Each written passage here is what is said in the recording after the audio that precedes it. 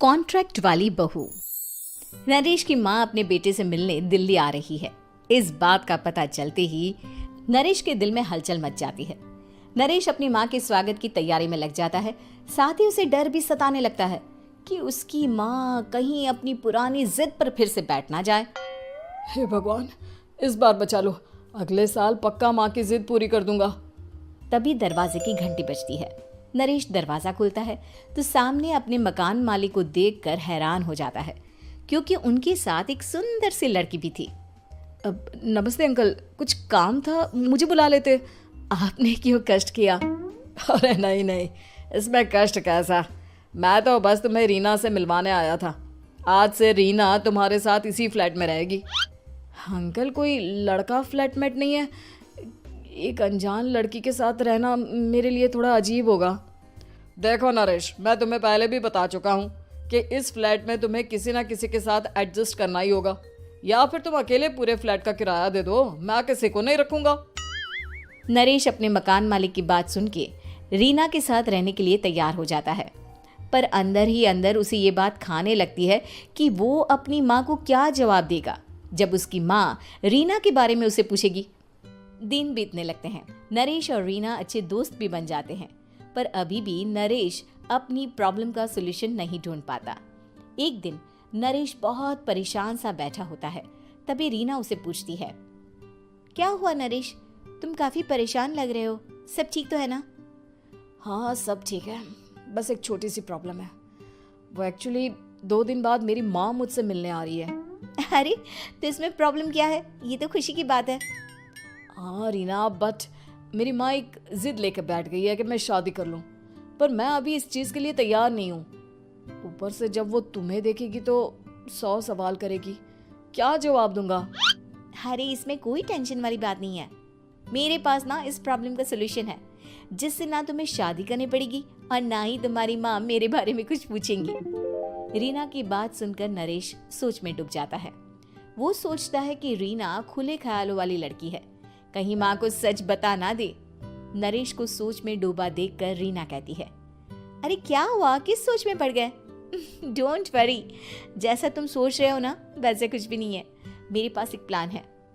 मैं कुछ समझ नहीं पा रहा हूँ, कैसा प्लान? मैं समझाती हूँ। हम ना एक कॉन्ट्रैक्ट मैरिज कर लेते हैं। फिलहाल मेरे पास जॉब नहीं है, तो तुम इस रूम का किराया दे देना जब तक तुम्हारी माँ यहाँ रहेंगी, सिर्फ तब तक।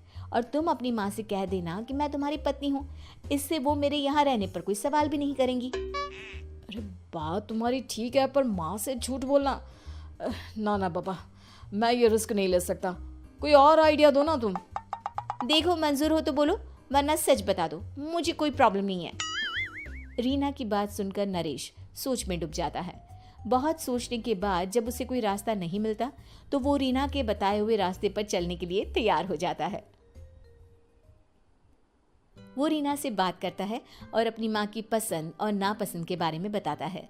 रीना भी नरेश की सभी बातों को ध्यान से सुनती है, ताकि कहीं उससे कोई गलती ना हो जाए।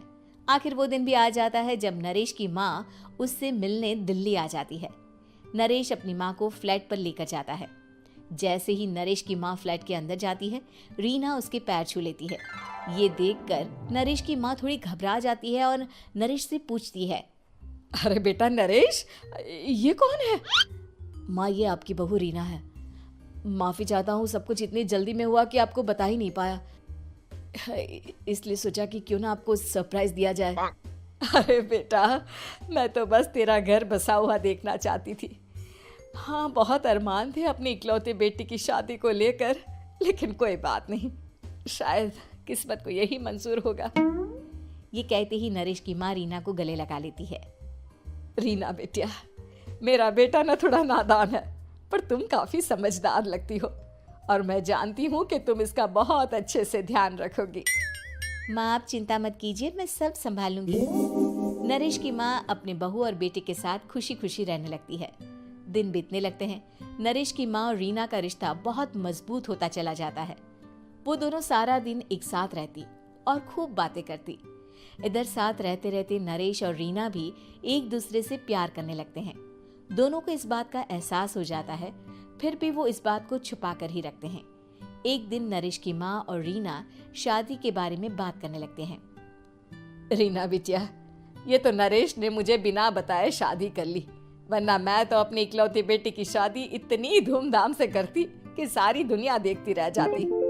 अच्छा माँ, आप ऐसा भी क्या करती नरेश और मेरी शादी में जो दुनिया देखती रह जाती? अरे बिटिया, एक माँ के अरमान तुम अभी नहीं समझोगी। मैं तो अपनी बहू को एक रानी की तरह लेकर आती और शादी भी बिल्कुल शाही अंदाज में करती, पर मेरे तो सारे अरमान ऐसे ही रह गए। खैर, मुझे तो अपने बेटे और बहू की खुशी चाहिए बस। ये कहते हुए नरेश की माँ की आंखों में आंसू आ जाते हैं। रीना भी ये सुनकर ख्यालों में खो जाती है, क्योंकि वो भी मन ही मन खुद को नरेश की पत्नी और उसकी माँ की बहू मानने लगी थी। शाम को जब नरेश ऑफिस से घर आता है तो रीना खुद को रोक नहीं पाती और नरेश के सामने उसकी माँ को अपने और नरेश के रिश्ते का सारा सच बता देती है। रीना की बात सुनकर नरेश की माँ दोनों से बहुत नाराज हो जाती है और घर वापस जाने की बात करने लगती है। तुम दोनों ने मुझसे सच छुपाकर बहुत ठेस पहुंचाई है मुझे। अब तुम लोगों के साथ नहीं रहना चाहती मैं, कल ही वापस चली जाऊंगी अपने घर। माँ, मुझे माफ कर दो, ये सब मैंने रीना के कहने पर ही किया है, वरना मैं भी आपको कभी ठेस पहुंचाने के बारे में सोच भी नहीं सकता। हाँ माँ, हमने ये सिर्फ आपका दिल रखने के लिए किया, प्लीज हम दोनों को माफ कर दीजिए। तुम दोनों ने मेरे अरमानों के साथ खिलवाड़ किया है, और वैसे भी मुझे अपने बेटे के लिए एक अच्छी लड़की ढूंढनी है, इसलिए मेरा यहाँ से जाना ही बेहतर होगा। माँ की ये बात सुनकर रीना खुद को रोक नहीं पाती। माँ, क्या मैं आपके घर की बहू बनने लायक नहीं हूँ? रीना की बात सुनकर नरेश हैरान रह जाता है। नरेश की माँ भी कुछ समझ नहीं पाती। मैं कुछ समझी नहीं, आखिर तुम कहना क्या चाहती हो? माँ, मैं वो नरेश से बहुत प्यार करती हूँ और साथ ही साथ मैं आपको भी अपनी माँ मान बैठी हूँ।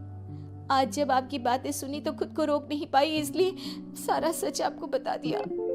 रीना की बात सुनकर नरेश की माँ की आंखों में आंसू आ जाते हैं और वो अपने बेटे नरेश और रीना को गले लगा लेती है। मेरे घर की बहू तो सिर्फ रीना बिटिया ही बनेगी।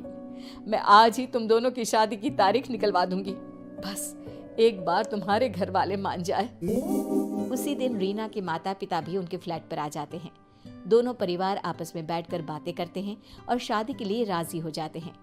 रीना भी कॉन्ट्रैक्ट फाड़ देती है और कहती है, सही मायने में मैं अब बहू बनूंगी, अब तक तो सिर्फ कॉन्ट्रैक्ट वाली बहू थी।